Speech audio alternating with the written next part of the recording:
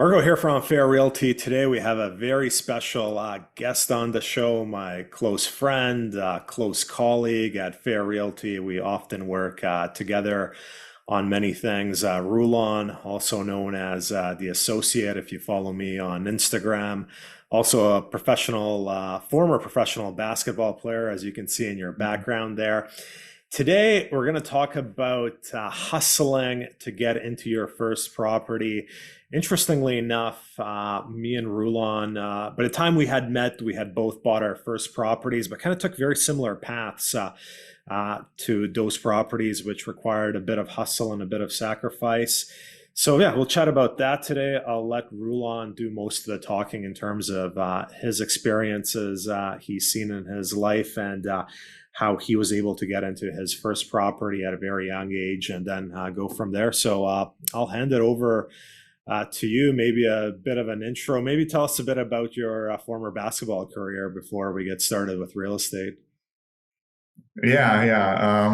I grew up in the Cowichan Valley. Definitely professional basketball player is a stretch when Marco says that, but I played pretty high level basketball in high school and then went on to play post-secondary at Camosun College in Victoria and then University of Victoria. And what was the most points you ever scored in a game? I think I had a 26-point game. Oh. And yeah, it's nothing over. No. You never even hit 30? No. I was, we don't need to talk about that. Okay.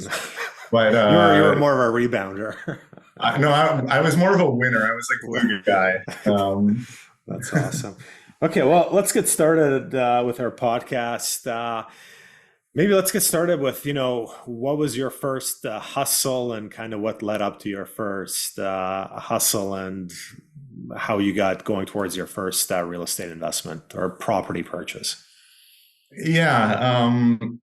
You could go back as far as elementary school. I remember being like grade 3 or 4 and my parents kind of forcing, however you want to word it, in me to get a paper route. So me and my brother and my mom, like when we were done our school days, this would be twice a week. We'd go deliver these newspapers, and it was like a pretty big route in Duncan just because there's not much density. So we'd walk, I think the full route was just over 4K by the time you got there and back. And we would carry the papers, cart them, whatever we would do. And it was roughly, at the time, it started at 6 cents per paper. And by the time I was done, it was 8 cents per paper. So we did it for about 2 years, I believe. That was kind of the first introduction to like, I don't want to work too hard for a living. That's like, it was great. We got to meet the neighbors. It was super simple. Got to be outside. Sometimes that wasn't fun in the rain, but it was good. And it kind of went hand in hand with what my parents kind of taught me. And I guess that would be like my first kind of caveat to what we're going to talk about today is I was lucky enough to have really good parents. They're still together today.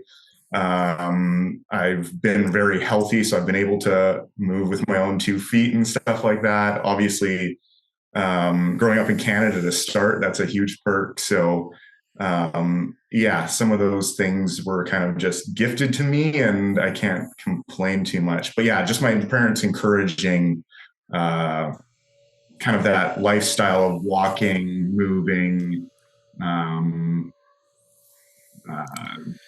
going at my own pace in terms of health. And then you were also saying, we talked a bit before the podcast, a lot of the sports you were involved in were not necessarily sports that required a lot of funding in terms of investment and equipment and whatnot growing up. Yeah. Like I think of that a lot. Like some of my hobbies and interests are all like, I don't know if it's a chicken egg scenario where maybe the things I'm interested are affordable because my parents got me into that. So it was like naturally built into me, or maybe I've chose those things because I've gravitated to them. So like, for example, my parents never got me into hockey, football, anything that involved equipment. They were both runners when they were growing up. My mom ran for UVic. So joining running is about the cheapest sport you can get into. Basketball, the only other cheaper sport I can imagine is soccer. So Uh, it really was, you could go out and train on your own time. You didn't need coaches. You didn't need anything. You just needed a hoop and a court that was outside at a public school. So, yeah, So, it was, so from a young age, you weren't a big spender, or your yeah, parents no, definitely not. weren't spending thousands of dollars on your hockey equipment. So after that, you moved to Victoria to study. Maybe tell us a bit about that, where you lived during that time and that arrangement. Yeah, once again, I was really lucky. Like my parents were in a position that they bought, and this is back in 2009. So we're talking a townhouse in Victoria for under 300,000. They were going to buy a rental property in Duncan, and then we were talking about rents in Victoria, and I was already kind of set on going to Camosun at that time. So they kind of listened to some advice on my part, which was lucky. And I was already interested. Like I remember grade 11 and 12 looking at realtor.ca and being interested in Wow. it. So I don't know where that came from necessarily, but it was more of just a hobby, imagining living in kind of cool places throughout Canada. But yeah, it worked out well because I kind of knew that Victoria and Duncan didn't have a huge price difference at that time. Like there was definitely, like we're talking similar product for 100K difference, but that's 200,000 to 300,000. So they could stretch, get the townhouse in Victoria rents. I was going to go be a tenant somewhere there anyways. So that was like one reliable tenant. And then we found a townhouse that one was in a super walkable location. So I didn't need to own a car. Two, had enough rooms that I could kind of manage. And at one point, it was a very unique townhouse. Marco's seen it, but it essentially had four bedrooms and then a living room that was very separate, plus like a dining space that we turned into a living room. So essentially, my parents were like, "Oh, you can have this many people rent with you." Uh, Instead, I was like, "Oh, I could cut my rent down, pretty much make it zero by having another roommate there." So we didn't have a living room. Instead, we had five guys all living together. Uh, and then it was up to me to manage everything, like from maintenance to kind of ensuring people paid rent. It was a little, and the worst part was, I'd say, with that situation was I happened to have a bunch of roommates that were all my friends, and getting those guys, and they all happen to be a year older than me too. So getting those guys to pay rent and whatnot could be sometimes, they were really good overall, and they knew they weren't screwing over the big landlord or something. They were pretty respectful, but it was definitely an extra responsibility while I was going to school.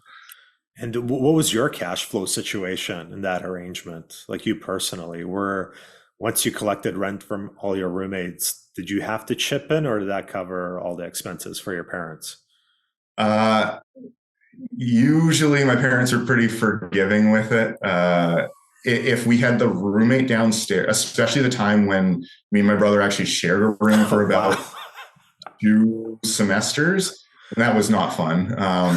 So I don't know if you remember the bedroom, but essentially there was a way you could, it was a large bedroom, so you could put up a curtain type thing between the two.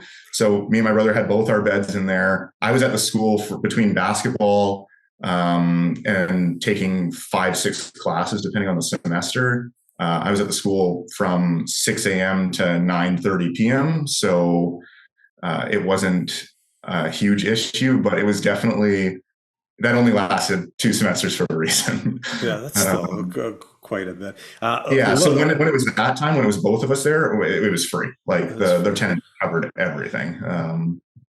Yeah, it was a good setup, and they bought it for so cheap. Like they were pretty reasonable about.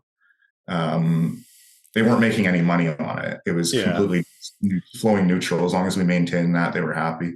And then down the road, your parents were able to sell it for a bit of a profit, I think, in the end. Yeah, yeah. So Yeah. they held it, and the coolest thing about it was it managed to house me and my brother, and then my sister in the end. So I think of how many different places we would have had to go on. Like one, the stability of it. There was always a place we could go to. Two, um, the number of times that my sister would have had to move. We would have had to find a place.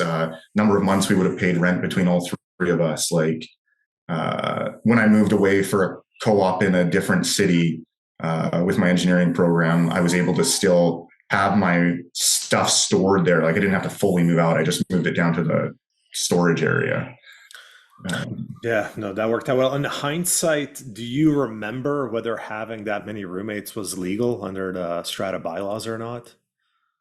Uh, there was a rule that as long as they were related, and then there was three boarders you were allowed. So at that time, there was no rentals allowed in the complex. Oh, but borders were allowed. Okay. Yeah. So one was a cousin of mine, and then the other three were the boarders. Borders. And then when my brother moved in, obviously that wasn't an issue. So I guess now with rental restrictions being banned, unless the strata has some sort of max occupancy limit, it would be fair game in most townhome complexes to do such a setup. yeah, like obviously, like your building, you have the Four per two bedroom, yeah, max restriction, yeah. yeah, yeah. But they're not super common, so. No, Um, no, that strata still has a boarding restriction though, even with like I guess now you could just rent out a full townhouse, well, but yeah, they still have the boarding restriction. So I don't really know how that would work, but no, fair enough. What did you study at UVEC? Your so research. yeah, I started at Camosun and did mechanical engineering technology. Kind of two reasons for that. One, I thought uh, I was unsure if I wanted to stay for the four. So the Camosun engineering program is pretty cool in the sense that you can do 2 years and then do a bridge program and then go to a university and do engineering. So the program allows you to do 2 years and then a co-op and then a 6 month bridge program. And then you move into third year in the university. So yeah, and I kind of chose that one because it allowed me to get something after 2 years and then kind of reassess where I was at. Two, So just to make it clear, after the 2 years, there are tangible job opportunities after those yeah, two like years. Yeah. technically the co-op that I got and then the job I got once I left my time at UVic was the same. Like my first co-op at Camosun ended up being the same job I got once I graduated. So my first job was at with the federal government Department of National Defense, and then that's where I got hired right when I graduated. And that I work with people in that program To just have the that two only had the years. 2 years of 2 years. Okay. Okay. So you went into something, not to poke fun of the arts and whatnot, but there was a good probability of tangible employment coming out. Definitely. So like that was uh, I pretty much I had enough friends who had gone to post secondary already, like that were older, that I knew one I wanted to do engineering or a program that offered a co-op of some sort. Uh, doesn't mean like you kind of have to. There's nothing wrong with pursuing a passion, I guess I'd say, but you have to kind of accept those consequences in terms of employment. Like if I had chosen something that didn't allow me to get a co-op while I worked. Like I had friends at the time where I was doing my co-op making my very first co-op, I was making $17 an hour. But I had friends that summer who, and this is after 1 year of education. So doing my diploma, 1 year at Camosun, it was pretty cheap, maybe $5,000 at the time. But then I got a co-op that for 8 months that paid me $17 while my friends were making 11. So they didn't have the opportunity to do something that one got them like further ahead in a career, two, I guess, paid enough to then pay for the future semesters or kind of made it so I didn't have to go into any student loans. Okay, that all makes sense. Let's fast forward a bit to your first real estate purchase. Maybe you can let us know, how you were able to save for the down payment. Maybe talk about your decision. Well, let us know, kind of explain what you bought and why you bought it. The reason I think it's important is, you bought a very small condo. My first property was also a very small condo. And it's not something in our business that we deal with often with first time buyers. Like if we're selling really small units. It's usually to investors and whatnot. And it's often, as you know, when first time buyers come to us, they want larger condos perhaps and older buildings. But you bought something new, very small. I bought something new, very small. We didn't know each other at that time, but let me know like how you came to that decision and how you were able to save for the down payment and what your parents thought of it. Yeah, I'll start with the last part. Yeah, my parents, as soon as I started looking, were kind of like, the condo I ended up buying was 169,000. Their impression at that time was we bought our house for 150,000 in Duncan in 2000. Why are you buying, as you kind of alluded to, such a small unit? So yeah, I ended up, well, first of all, I got a good co-op job one summer. It was like, it was in Nelson, BC. The pay was like 28 bucks an hour. My expenses were low because I chose that co-op partly because my grandma lived there. So once again, got to live essentially for free.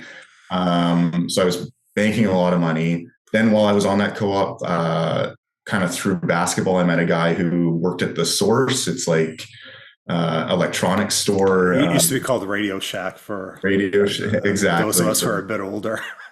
Or Americans, I think it's still maybe Radio Shack. But yeah, it was it was a commission job. So you got minimum wage plus commission, and it was the only electronic store in town. And it was a super easy way. Like I moved to a new city with no one. So having one, that basketball relationship, two, bridging that into a side job with kind of people more around my age rather than my engineering job where I was 25 years younger than my next coworker. It allowed me to make friends, two, do something on weekends where I went and sold cell phones and made some commission. Like it was very cool. So I had my good job and then this kind of social outlet. So you were doing both at the same time, just to make this clear. Okay. Yeah. So I was working full time at, it was called Columbia Power. It's like an offshoot of BC Hydro. It's a Crown corporation, and making good money at the time. And then also doing this kind of fun, to go along with the podcast hustle job that's awesome. So, I mean, you were putting in then maybe close to 60 hours a week working. Yeah, because I'd usually work 1 or 2 days after work and then the weekends as much as I could. So usually they give me a 6-hour shift or an 8-hour shift. Just to give anyone watching this some context, how old would you have been at that time? I would have been 22. 22, yeah. 22. Okay, yeah. So that summer you were able to save. Were you there for a summer or longer than a summer? 8 months. 8 months. Okay, so that was like almost a year. Okay. Yeah, it was cool. And it was a good experience. I got to live somewhere different, even though it's still BC. It was still different climate, different city.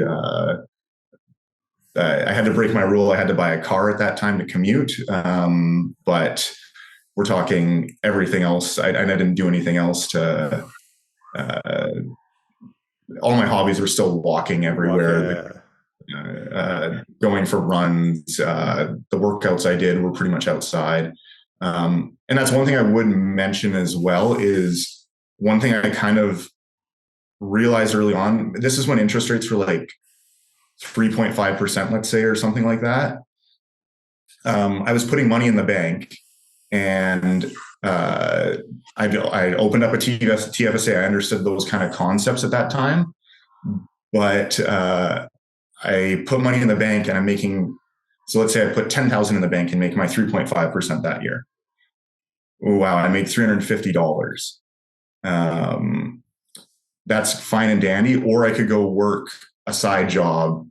Like I didn't have enough capital that working the side job, I could go make 10,000 over my time doing the second job, 10,000 take home probably in that period of time, doing the second job, just from the second job over that 8 months. And that would be like 100,000 invested at 10% or something like that, for example. So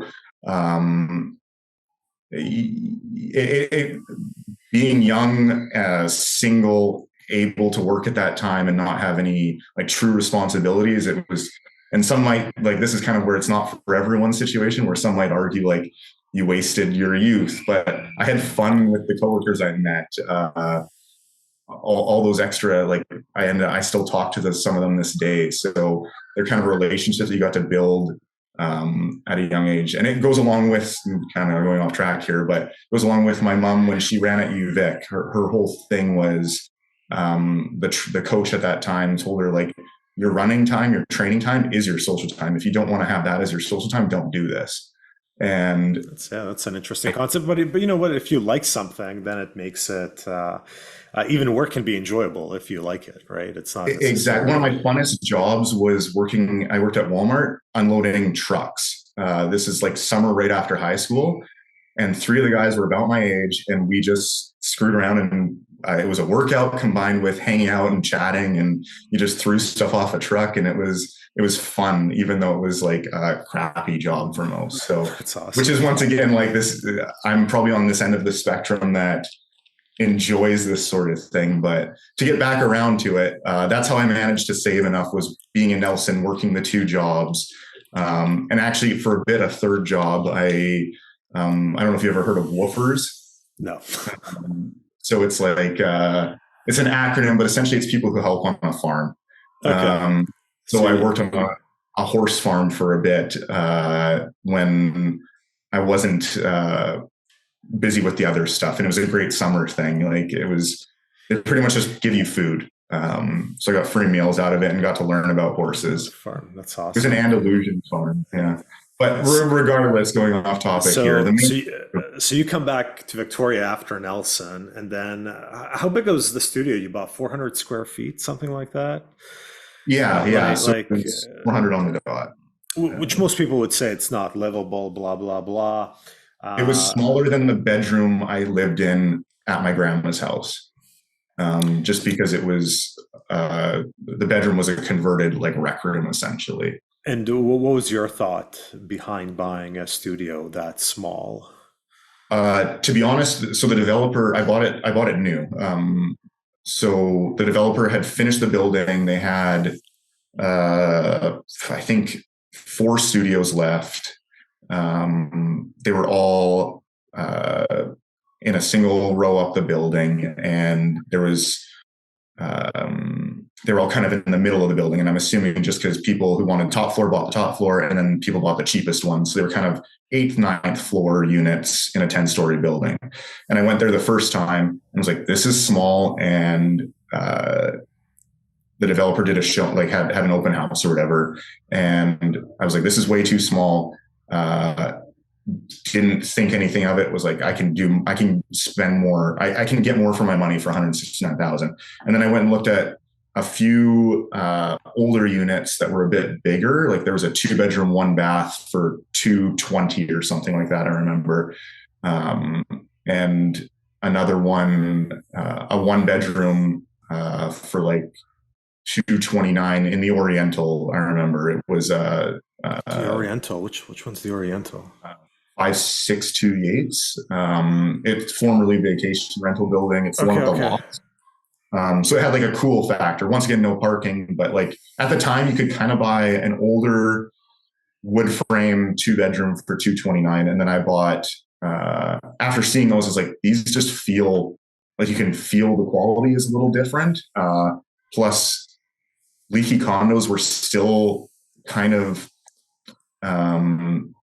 in the media to some degree. So having the newer technology of a 2014 building was a bit of a positive. And then for anyone who doesn't know the leaky condo situation, you can look it up. It was mostly a Vancouver thing, but essentially there was a type of technology used in California that they tried to transfer to BC.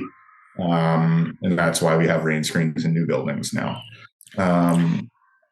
And what about the size? Like a lot of people argue, especially online, that you can't possibly live in 400 square feet, that it's a cell, that it's developers shouldn't be building such small condos. Like, what were your thoughts there? You were just like, I'm going to make a Murphy bed work until I can afford more, or were you thinking down the road I can switch this to a rental? Or, you know, it's not that common that a first-time buyer decides to buy such a small unit. Yeah, we see that quite often where like no one emails us asking for a unit less than 500 square feet. Like that's no, I've never seen that And, email. and a lot of people also want parking too, right? Yeah, that's true. The what really the first thing that I noticed, like this was kind of a fluke, was there was three people renting units. Like I go on Use Victoria and Facebook now. It's now Facebook Marketplace, but I go on it quite often just to see what rentals are doing. I like buying used stuff.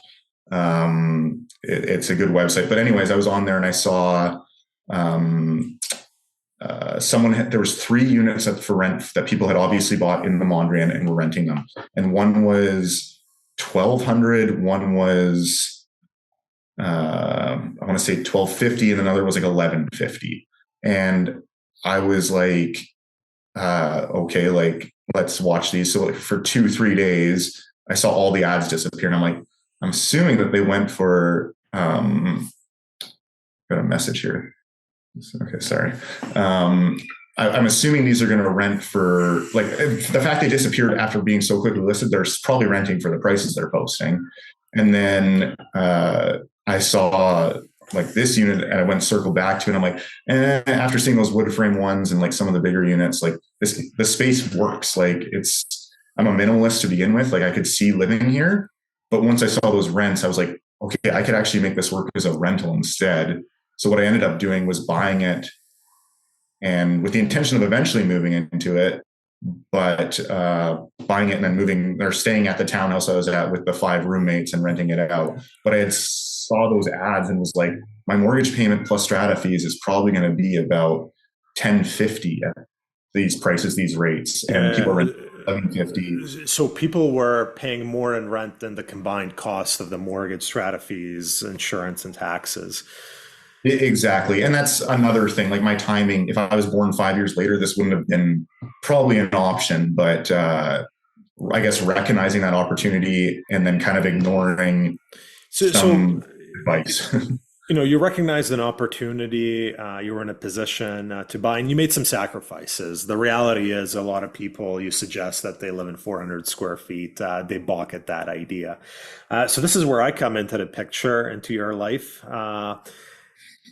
At that time you were looking, I don't know whether, I can't remember whether you were looking to buy another condo or sell this one. I don't know what the situation was, but kind of our relationship started off with me showing you units as small as 528 square feet with a den, and you making comments that, you wanted to rent the den. And I honestly thought you were joking at the time. But sure enough, you end up buying a unit, mind you, a bit of a bigger unit, 700 square feet, but nonetheless, full on one bedroom. You create a den and you rent that den, and maybe take us through that. We don't even have clients that are willing to rent a bedroom in a 2-bed, 2-bath condo, but just, you were renting a den in a 1-bedroom, 1-bath condo for 3 years, and maybe talk about that a bit. Yeah. It, I didn't like, I made a den, but it was the unit was intentionally purchased because I saw that it could be a space that would create like almost the size of a bedroom. It's, if we had better editing on this podcast, I'd say post a photo of yeah, it was a nice space. Like I guess kind of another point I thought about before you invited me here was you can be frugal but still have nice things.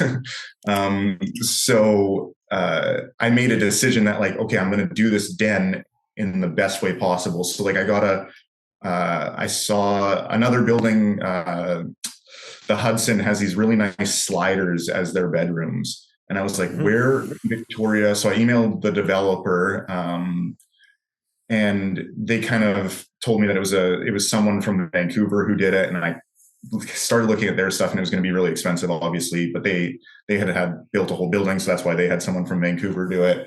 But I found this company, Incredible Closets, and they could do sliders. She came out and was like, what are you talking about, essentially? But they were willing to do closet sliders that were like big, nice sliders. It wasn't cheap. I think it was 6.5 grand to do, but it was really nice. So when I first contacted Marco, I guess we can rewind here a bit too. Like, I was considering selling my place because I wasn't really sure how much I could afford if I wanted a 2 bedroom. But the main thing was that I wanted to take advantage of capital gains exemption, and I had been renting my place. So I was like, okay, well, tax-free money, if this continues to appreciate the way my previous condo had, um, I should probably take advantage of another tax saving revenue or option. And um, in that regard, it was time to upgrade, whether that meant moving into the modern, which I did do for a period of time. I lived in that 400 square feet for uh, a year and a half, and then eventually moved to the new unit I purchased. And uh, I guess the whole purpose was I didn't want to lose that cash flow opportunity, so I needed to find a roommate. And being so comfortable with roommates previously, and knowing that going and working an extra summer job, or I could have a roommate. So the extra summer job pays me, let's say, $600 a month, or I could have this roommate who pays me $1,000 a month. Why would I go work that extra job? Or why not do both? Work that and take advantage of both. So, Yeah, I um, mean, like, how do you rank it on a scale of inconvenience between having a summer job and having a roommate? Like, I'm pretty easygoing, but living in a one bedroom, one bathroom, that means every time you leave your bedroom, if your roommate's at home, they're in the living room. Like, don't you think it's a bit awkward, like, to do that for 3 years? Like, what's your there's feeling? awkward times, yeah, without a yeah. Without getting into too much detail, like, I met this person through Used Victoria. I purposely chose a stranger because I felt like then it would create some sort of barrier where, like, Uh, a friend too friendly. Um, and yeah, because of that, there was times that I was like, "What am I doing?" But at the same time, they were all stories that I will hold on to for a long time. Two, it's a friendship that I did have, and it ended well. but like, Like, I would say this. if you come home after a long day of work and you just want to chill on the couch and relax and watch TV, and the roommate who's a stranger off you is Victoria is sitting next to you, like, do you feel that impacts your quality of life, or whether that $1,000 a month makes up for that? Uh, it makes up. Well, again, that's interest. That's case by case. This isn't for everyone. Once again, uh, it impacted my quality of life for sure. But if you're someone who has good relationships, out wanting to be active, I was I was essentially juggling both jobs. Like, I was working with you and my primary job at this time. So uh, I was out of the house enough. I was playing sports. I was playing tennis with you. I was filling my time. We lit like at the end of the day, I buy a condo, and am I going to sit in that condo? Like, regardless if there's a roommate, I'm going to spend. The reason I bought a condo in a nice location that I could walk to everything was to be outside and do Yeah, stuff. that makes So, sense. So maybe but we'll at the same go. time, I can just sorry. At the same time, if I go home, uh, sitting on a couch with a semi stranger watching a funny show, like, we go to theaters and do the same thing. Yeah, that's a good point. So to go off just on a slight tangent before we kind of discuss you buying your current piece of real estate, which is a single family home, when you were living with the roommate, you're working two jobs. It's safe to say that you're putting some money aside. Maybe let us know, like, how do you invest the money you have left over every month after all your expenses? That's changed a lot in the last, I guess, since that time. So that would be, I guess, 5 years ago to now. I've learned a fair bit, I'd say. Before, I was hesitant to ever uh, go outside of safety nets of, um, like, term deposits, paying down your mortgage. what would be something else I would do? I was lucky enough that like um, I didn't have to take huge risks. I was making enough money working and whatnot. But now, kind of understanding how things work, I wish I had known a bit more about money at that time. The main thing I thought was paying down your mortgage is a tax-free return. At that time, my mortgage was probably around 3.3%. So I was like, well, I could do 3.3 tax-free. Depending on your tax bracket, that could mean like right around 5%, 4.5% return with zero losing sleep. Plus, at the end of the day, you're paying off your primary residence. It's a tax haven in itself. Or I guess depending on like what your payment privileges on your mortgage are, putting the rest of that money into a term deposit and saving it tax free once again because it's probably in a TFSA depending on your age. The kids are loud today. Yeah, there's a background. There's a play park in the back of my yard. Anyway, But yeah, so the now I've kind of adjusted that to one understanding your TFSA way better. Like uh, if you're looking at a term deposit at that time, the bank, sorry, I didn't misspeak there. So obviously a term deposit when mortgage rates were 3.5%, it was probably like 1.5%.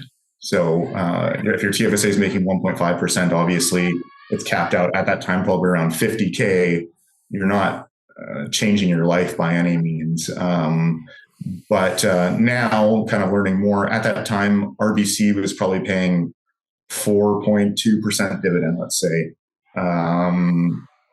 So you could have purchased that in a TFSA, but kind of learning from that, I guess my main takeaway, just to summarize this quickly, would be learn about ETFs. If you can buy an ETF that matches the TSX or the S&P 500 and find fees that are under that kind of 0.2% range. So we're talking like one that I have or two that I have are ZSP and VFV. ZSP and VFV are very similar. They're just different. One's owned by Vanguard, one owns by BMO. Both of them, their management fees are 0.09%. So we're talking $9 on $10,000 per year. Their dividends pay like 1.5%, but you get to own pretty much 500 US companies. I think it's 505 US companies. And so far, that has been the best return that anyone can really get. And the nice thing about those, like I kind of got burnt early on in my investing life of trying to do too much. I was trying to think I was smarter than the market and take bets. I was trying to buy things in the US, buy things in Canada and converting. There's ways around that, but it's a bit more complicated. The main thing is these two Canadian ETFs. They're in Canadian dollars. You don't have to do anything special. You just buy it. And if you're under 50, you can probably do 100% equities portfolio rather than worrying about other things. yeah, that's a nice, simple way. And I mean, I have the same principles. I mean, I do things just a tad differently in that I pick a lot of the Canadian dividend paying stocks myself, and I've been horrible at picking lately. But the key is to get away from the fees. And, we were talking before the show, and you made a good point. If you are going to pay the fees, whether it's to the bank or a financial advisor or whatever, understand what you're paying for. And it's key to understand, usually these mutual funds cannot outperform the market. But if you understand that and you're willing to pay the fees, that's fine. But a lot of people I Yeah. just find don't understand what they're paying various fees for.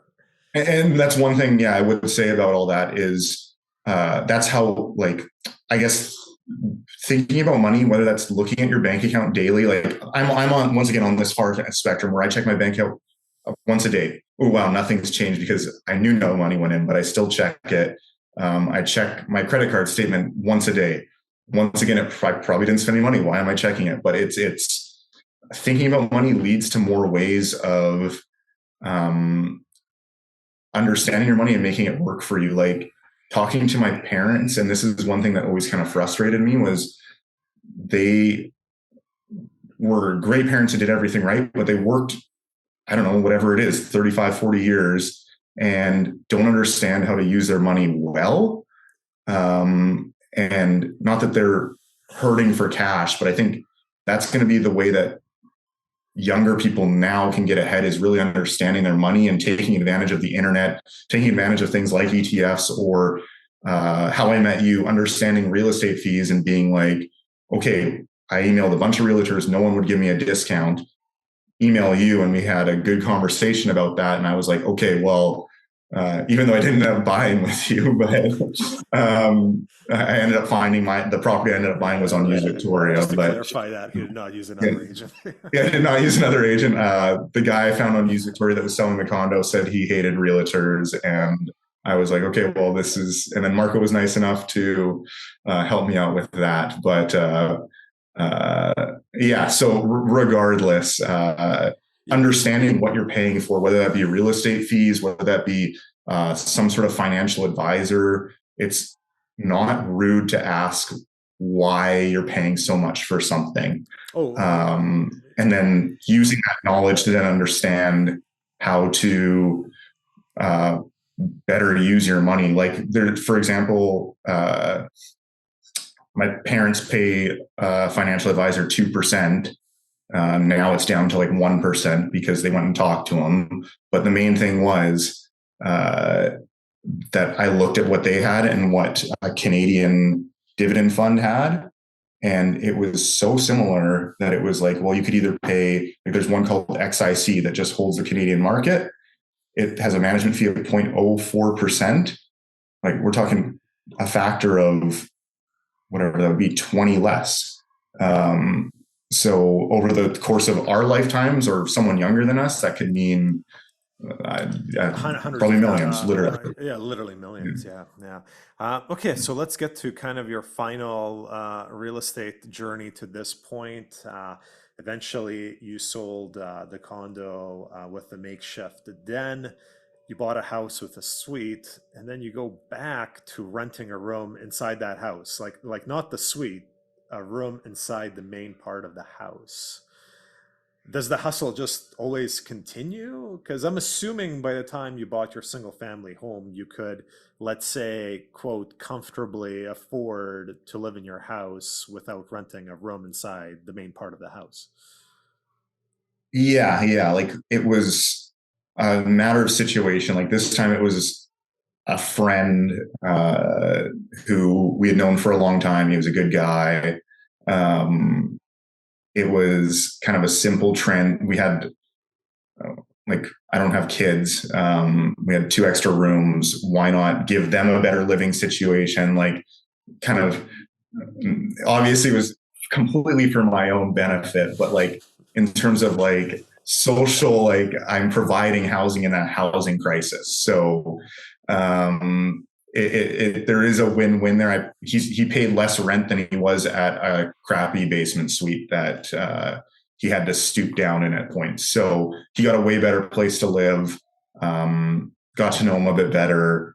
Will the hustle ever end in that regard? I think it has to eventually, in terms of uh, there is at a certain point.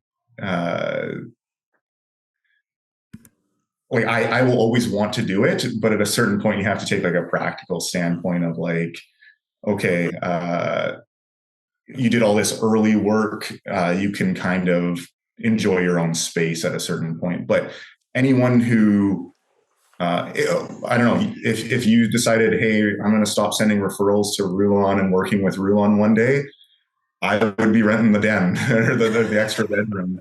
Don't get me wrong. Okay, You're a no, little out of fair enough. so Yeah, I'm a little blurry. I don't know, but it doesn't really matter.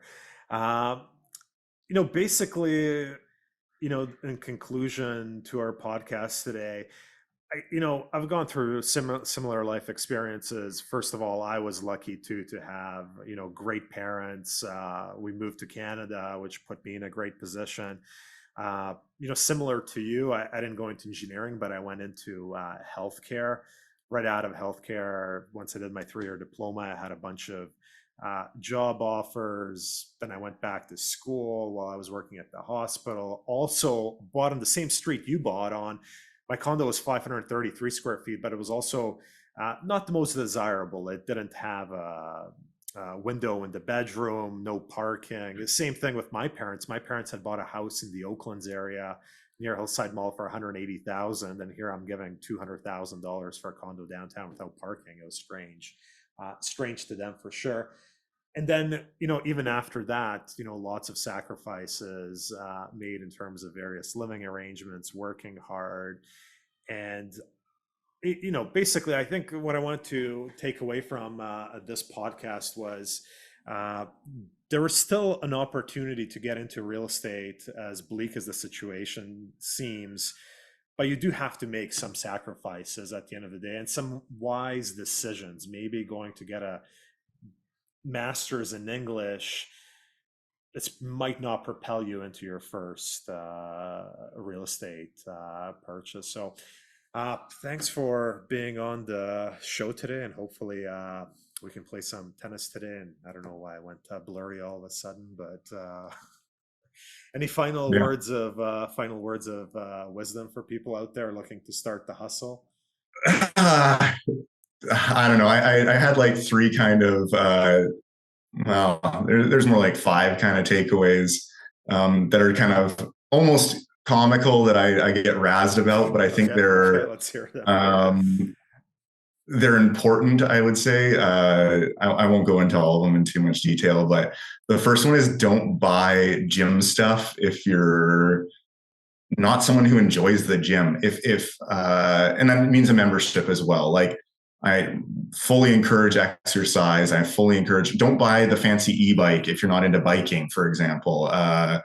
Try just, if you can get yourself out the door 3 days a week consistently, go for a walk, and then 5 days, 5 times a day, try and get down on the floor and do as many push-ups as you can, as many crunches. If you can force yourself to do that for a month, then consider buying the equipment. I'm also like an extreme minimalist, so like that's I guess that's my thing, that I see so many people waste money. Just the amount of houses we go into that see gym equipment with cobwebs on them, it's discouraging. So we live in Victoria. It's nice most of the year. Go for a walk if you want to save a couple bucks. That